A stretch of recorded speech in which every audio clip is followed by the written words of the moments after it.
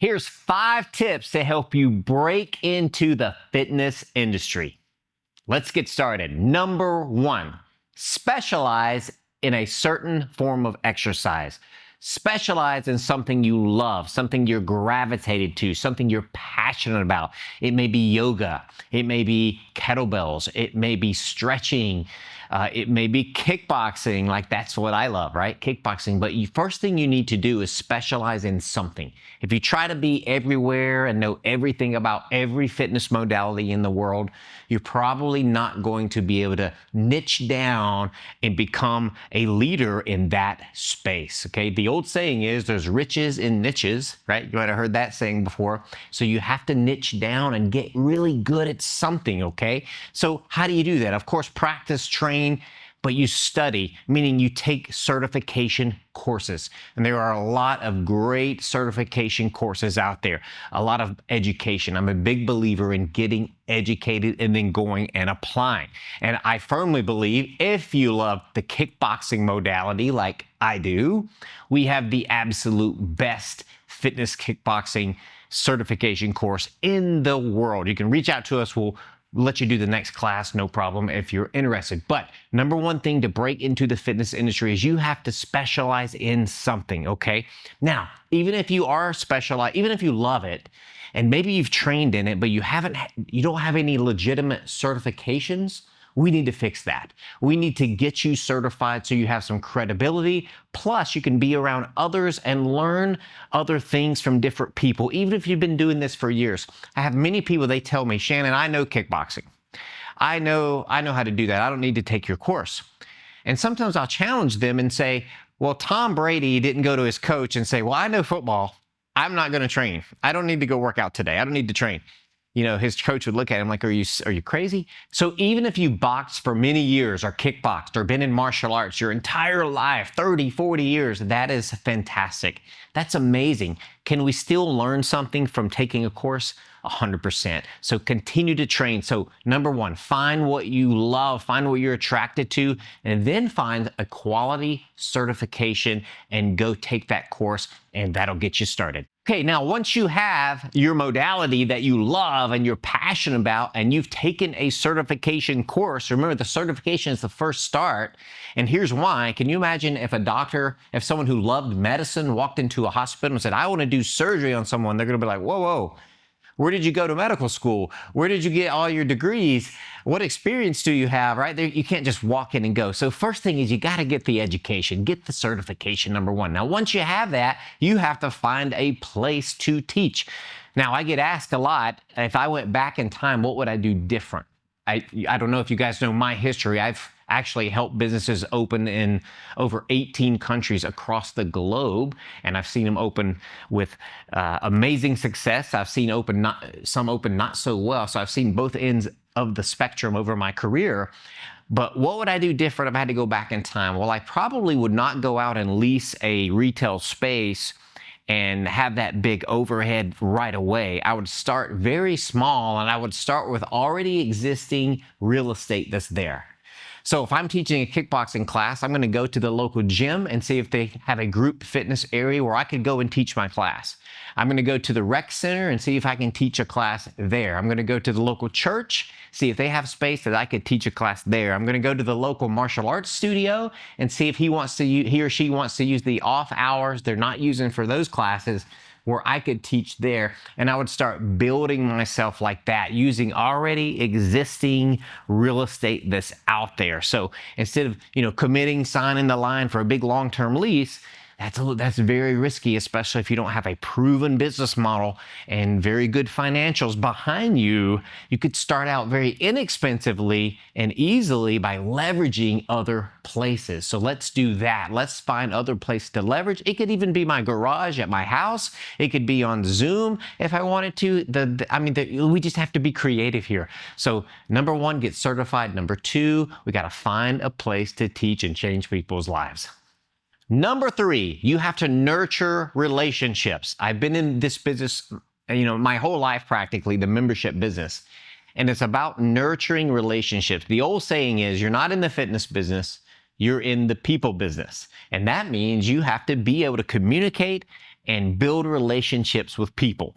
Well, what kind of people? Of course, your members. Yes, you're going to build relationships and nurture. Of course, prospects. You're going to nurture prospects, but you have to nurture the relationships. What about the landlord where you are using the space? Whether you're leasing space at the rec center or at the church or wherever, how about that person who gave you the keys and said, yes, you can use this space for a couple hours a week? How about nurturing that relationship as well?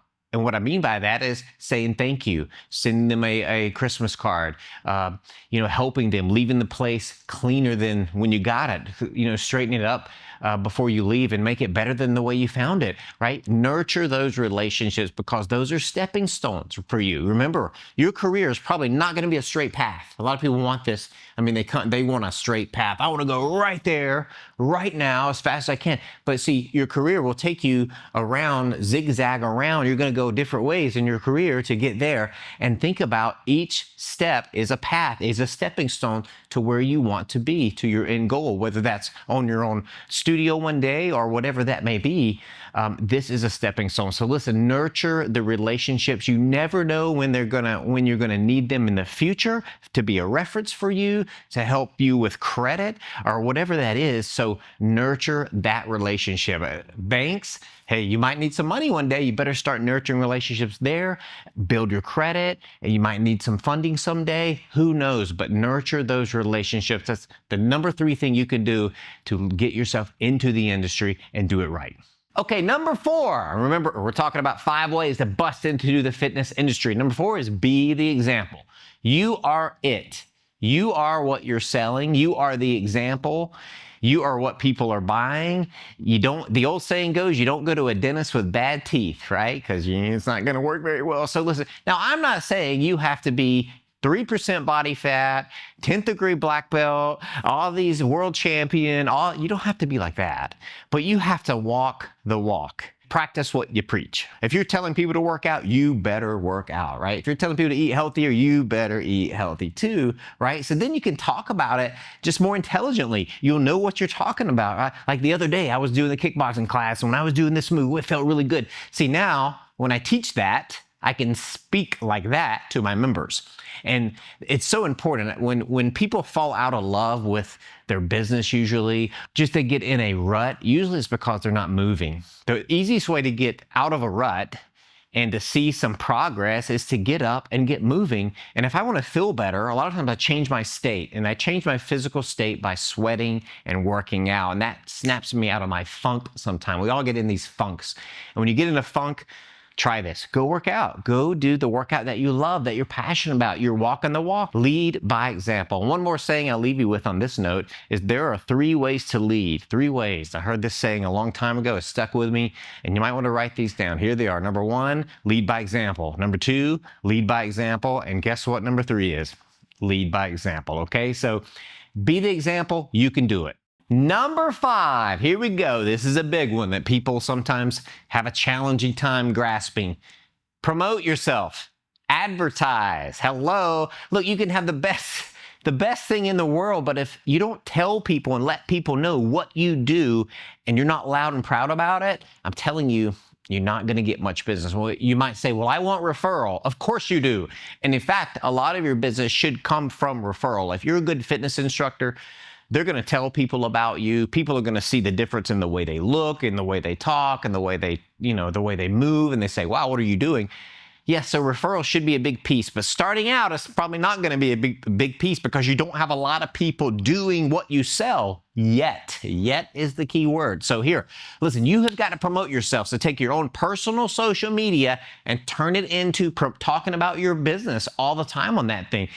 Promoting how good it's going. Don't talk about the politics or the weather or that crazy stuff. Lean it more towards what your business is. That's what you're promoting on your social media. If you have an email on your email signature, you need to have it there. You need to talk about it. You need to wear the stuff. If you have your brand or a brand you're affiliated with, wear that stuff, right? You need to be doing those things and not afraid to talk about what you do to as many people as you can every single day. That's how you do it. In the very beginning, a quick story, in 2008, when my wife and I started our first fitness business, we're the founders of 9 Round. by the way, and we started this in 2008. And we've been very blessed to have been able to put this brand in countries across the world. And we did not have a lot of money at the time, right? We borrowed money from a friend to start it. We maxed out a credit card. We did the exact opposite of what I told you I would do earlier, right? We did the risky thing when I told you, maybe you don't go that far. But anyway, so we didn't have any money, but here's what we had. We had a lot of energy and passion for what we're doing. So what we did is we printed out a flyer on our home computer. Yes, cut it. Back in the day, and we were out on the sidewalk giving out the flyers. Hey, try the free workout. Try this free workout. It's only 30 minutes. Try this workout. That was our pitch, right? And try this. And that's how we did. And then we gave great workouts to the very few we had. And then guess what? People started telling their friends. And plus we were out there doing the grassroots, right? Try a workout. We had a banner up. We couldn't afford a sign. We just had a banner, right? And we built it like that. And that's how we built it.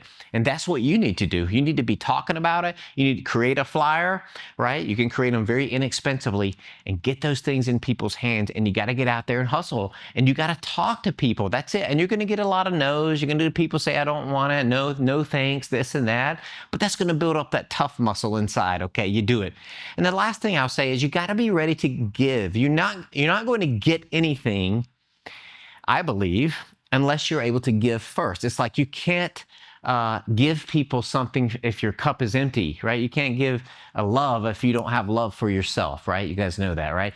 You can't give fitness if you don't have the fitness, right? So be ready to give free sessions, right? We built our entire model off a free session in the beginning. Right? Try it for free. No obligation. Just give it a try. Take a test drive, right? See if you like it. So be ready to give out some free things. 1, 2, 3 classes, a free week maybe, a free, if you have an item, I love tchotchke items, like giveaway items. We have these boxing glove keychains that are so cool to give away and they're fun. If you can have items like that, it's really fun. But if not, it's okay. Give your time with a free session. Listen, so number 5 is be ready to promote yourself. And it never ends. You're never going to say, I got it. I have it all. Because there's a constant churn, right? People's lives change. They move away. They get another job. They have, family things that happen. So you're going to constantly, no matter how good you are, you're going to have a churn. So you have to constantly promote. So listen, don't think if I build it, they're going to come. No, get out and hustle and go get them. It's out there. The world's getting more populated. You can do it. Let's go get them. Okay, hope you like those 5 tips on how to get into the fitness industry. If you like our content, please like and subscribe and keep kicking.